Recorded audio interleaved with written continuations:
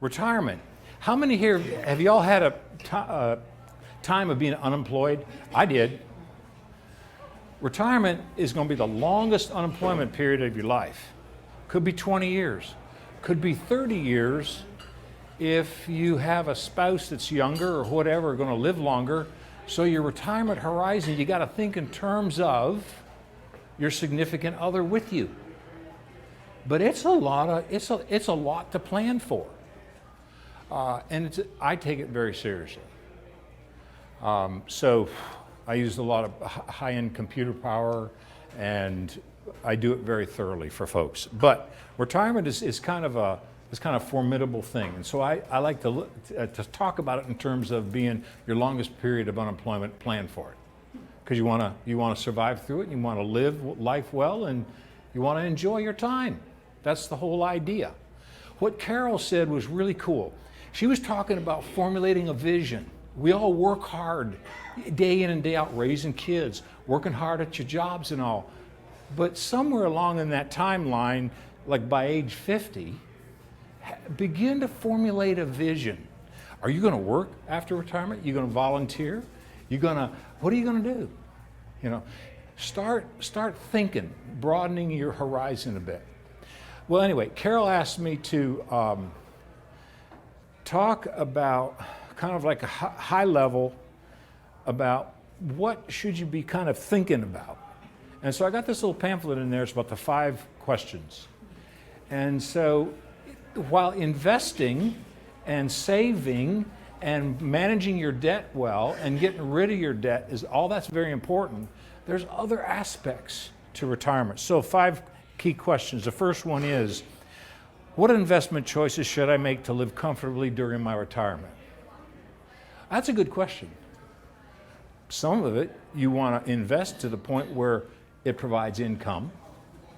Even in retirement, you're going to need something that's going to have some growth to it, because you're going to have, what? Inflation affecting how you're living, okay?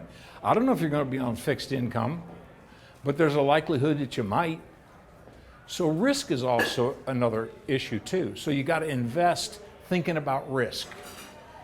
So that's a provocative question, but the one that I think is more important is, what investments should I be making now so that when I get to retirement and whatever it is I've got has got to satisfy these kind of issues, income, growth, risk, what do I do now?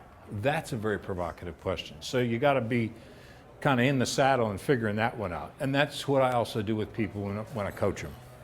Second question, what about my age and taxes, and how do I save on taxes in retirement? What the issue here is, have you ever thought about a Roth IRA? Have you ever thought about generating an account where when you use it up the road, y'all don't have to pay taxes on it?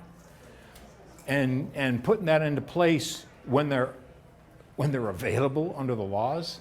I don't know if they're going to change in 10 years, but they'll probably be grandfathered. So having some source of non-taxable is kind of a neat idea. You can also do that by investing in not all qualified investing, but some non-qualified, where you pay the cap gains a little bit each year, and after 30 years, you have an account on which you've already paid all the taxes on it.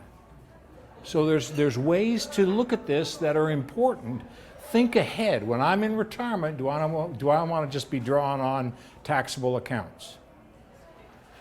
The other thing that this question begs is also thinking about, well, is there a time when I want to have municipal bonds or government securities in my portfolio? And that's getting very specific, and that the answer to that might be yes, and it might not be. Depends on the interest rate environment. Third question is, how can I prevent a major illness from destroying my finances? That's kind of a tough question, but y'all need health care. And in retirement, Medicare ain't going to pay it all. Medicare is going to pay about half. So you got to figure out how to get the other half. So you got to go buy other policies. And that's a challenge. And when you plan for your retirement when you're in your 30s or your 40s, when I do this with folks, we plan in to that computer-based model some future costs for that extra policy y'all going to have to buy, as well as accelerated Medicare costs. That's just one thing. That's just the health side. What about long-term care? For every couple, there's about a 70% chance that one of you is going to need long-term care. And as we age, it actually gets a little more so because medical care is so good, we're living longer, but there's a greater probability someone's going to need help in the home. You think of long-term care mostly, well, that's nursing homes. That's places where you go in resident to die. No. Long-term care really provides a pool of money so that when you can't do some of the activities, the essential activities of daily living, like eating, which I can only do with my left arm, I can't bend this one, or getting dressed, or just doing personal stuff, you need someone to come in and help you. That's not inexpensive. And there's no other way to get protection of your resources to pay for it effectively, but long-term care is a good methodology. Now, long-term care insurance, and I grew up investing and I had kind of an aversion to insurance. Not life insurance, but all the other stuff, I didn't really like it much. But as I now care for my mother-in-law in my home, it's becoming abundantly clear. She's 93. And I had other friends who have gone through the issue of caring for somebody who had nothing in their family. We take them in, then you provide the service. But there's only a certain amount that you can do. But it costs money. It's hundreds a day. There's different kinds of policies you can get. You can get a traditional long-term care where you just pay the premium until you can't do your ADLs and the doctor says you got to go on claim and you don't pay the premiums anymore. There's another way of doing it where you put some upfront money down, a single premium, and then you let it invest in there when you're younger, hopefully, like if you're 50, and then you draw on it later, but you don't pay premiums. And that type of policy also may have a return of premium guarantee in it. It depends on the structure. There are a lot of people that don't want to pay something they think they're not going to use, but there are methods to do it and get a return of premium up the road if you want to. And then the third way, there's hybridized insurance. They're kind of life insurance policies that have a rider for long-term care. So there's other ways to kind of look at that. And so I help people look at what alternatives might fit their situation without overdoing it, okay? So that's the topic under question 3, and that's an important one. I urge you to think about doing something, at least educating yourself about long-term care. That's really a very important thing to be in touch with. Question 4 about is my present life insurance right for my retirement years? 9 times out of 10 it isn't, but it's not a hard thing to adjust to fit what your needs are going to be. Because if you had children and they're gone, or you've got your home almost paid off, or whatever, you know, it's just something you pay attention to in the planning process.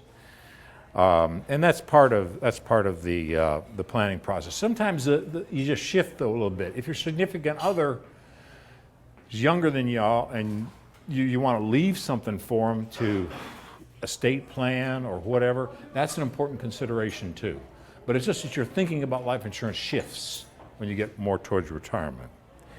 The last one in question 5 is what should I do to make things easier for my family in the event of my death or disabling illness? Well, in the event of your death, it's kind of too late. You're not going to care anymore. But it's a nice thing to think about those things and talk about them, and then get the legal paperwork done with your lawyer. You know, your wills and all of the powers of attorney. There are things that are appropriate to North Carolina that are important for you to have on file, and then when they're needed, they're there. You know, hospital power of attorney. How do you feel about being prolonged? You know, if something should happen. You know, so get that stuff arranged. The other aspect of that question is thinking a little bit about estate planning. You know, I got 4 children and they're pretty much all grown up. And I just would like to have a bass boat and for them to be fully independent and leave me alone and don't take any more blood, you know. But, you know, my wife is younger than I am, and so I've done work in this estate business. And so that's an important consideration for your significant other. It is just something you should be thinking about. So those are the 5 areas to just be thinking a little bit about in each. One of these may not apply for you, but it's just something to think about, kind of high level.